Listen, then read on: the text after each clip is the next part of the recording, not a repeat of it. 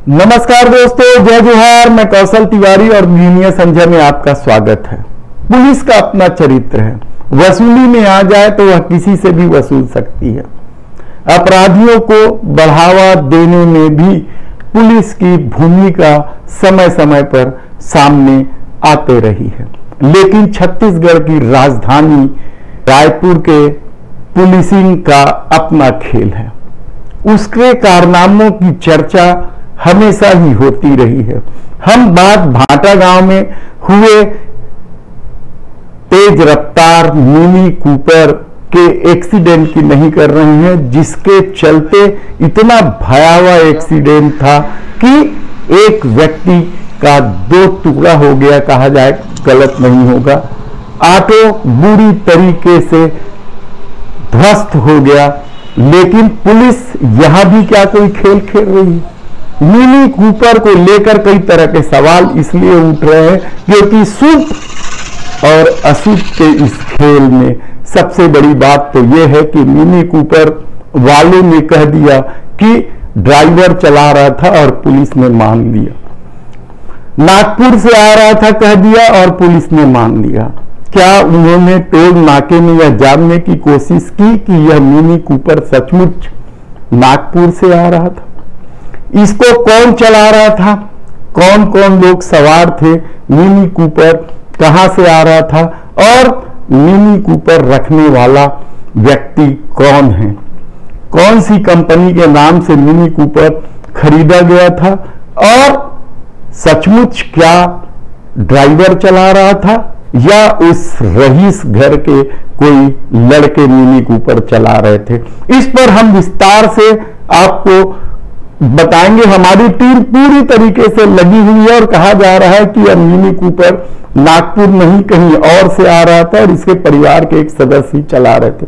लेकिन इस पे जांच जारी है। अभी हम कुछ भी इस पर ठोस नहीं कहेंगे। हम आज बात कर रहे हैं रायपुर पुलिस के उस कारनामे की। आप यकीन नहीं करेंगे कि किस तरीके का खेल रायपुर पुलिस कर रही है।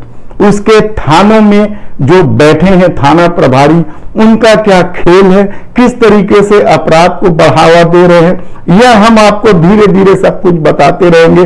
लेकिन आज हम बात कर रहे हैं डीडी नगर पुलिस की। कहने को तो यह डीडी नगर पुलिस है, लेकिन यह थाना है महादेव घाट रोड रायपुरा पे। इसके प्रभारी हैं कुमार गौरव साहू। कुछ हफ्ते पहले यहां एक चैन स्केचिंग होती है। तंवर परिवार की महिला हैं जो सुबेरे मॉर्निंग वॉक पर निकलती हैं और एक मोटरसाइकिल सवार लड़का जिसके पीछे एक युवती बैठी थी, वह चैन स्नेचिंग कर लेता है। पुलिस इस मामले में सीसीटीवी खंगालती है और आरोपी तक पहुंच जाती है।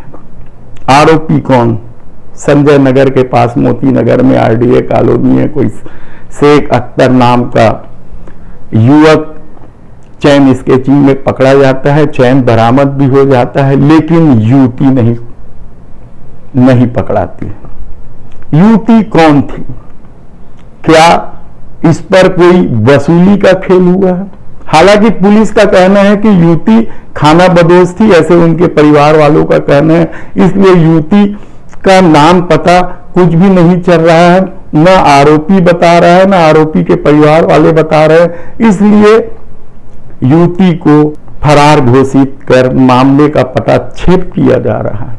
लेकिन हकीकत में क्या है मामला, यह समझने की जरूरत इसलिए भी है कि पुलिस वसूली के नाम से बेहद ही बदनाम है। और इस पूरे खेल में कहा जा रहा है कि उच्च स्तर पर बैठे अधिकारियों का भी रोल है, उनकी भूमिका है। दरअसल युवती के बारे में कहा जा रहा है कि वह संभ्रांत परिवार की है, इसलिए युवती को बचाया जा रहा है। क्या यह कहानी सच है? यह सबसे बड़ा सवाल है। इतने बड़े चैन लूट के इस घटना में मुख्य आरोपी पकड़ाया हुआ है, उसके पीछे बैठी लड़की अभी तक गिरफ्त से बाहर है।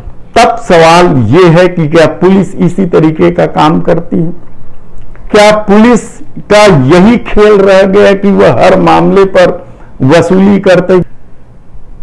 जुआ, सट्टा, अवैध दारू और कबाड़ के खेल में पुलिस वैसे ही बदनाम है। खासकर राजधानी की पुलिस आउटर के इलाकों में जिस तरीके का खेल चल रहा है उसमें पुलिस की भूमिका महत्वपूर्ण है।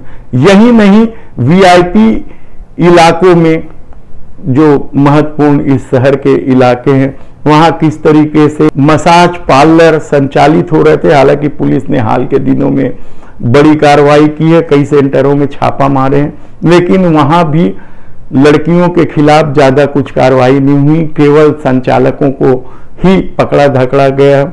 ऐसे कितने ही मामले हैं। 26 मार्च को हुई यह घटना को लेकर शहर में चर्चा भी खूब रही और 30 तारीख को पुलिस शेख अख्तर तक पहुंच गई, लेकिन वह युवती कौन थी यह पुलिस नहीं पता लगा पाई। क्या सचमुच पुलिस पता नहीं लगा पाई या फिर पहुंच के दम पर या पैसे के दम पर युवती को बचाने की कोशिश हुई है? यह सबसे बड़ा सवाल है। और हैरानी की बात तो यह है कि इस मामले में अभी तक पुलिस कुछ नहीं कर रही है, ना ही इनाम घोषित की है, ना ही शेख अख्तर को रिमांड में लेकर कोई बड़ी पूछताछ की है, ना ही शेख अख्तर के परिवार वालों से ही कोई पूछताछ की है। कहना मुश्किल है कि युवती पकड़ा जाएगी, लेकिन सवाल अब भी यही है कि पुलिस किस तरीके से काम कर रही है। क्या उसने इस मामले को लेकर कोई टीम बनाई है? क्या इनाम की घोषणा की है फरार महिला आरोपी को लेकर? ऐसे कितने ही सवाल है जो संदेह को जन्म देते हैं। इस संबंध में जब हमने थाना प्रभारी से बात करने की कोशिश की तो उन्होंने कहा कि मामला कोर्ट में चला गया है और हम जांच कर रहे हैं, युवती की पतासाजी करने की कोशिश कर रहे हैं। ऊपर के अधिकारियों से हमारी बात नहीं है, हम कोशिश करेंगे कि एसएसपी प्रशांत अग्रवाल से भी बात करें कि आखिर इतने गंभीर मामले के एक आरोपी को पकड़े जाने के बाद पुलिस चुप क्यों बैठी है। क्या यह मामला वसूली का हो चुका है? उस युवती को बचाने की कोशिश हो रही है?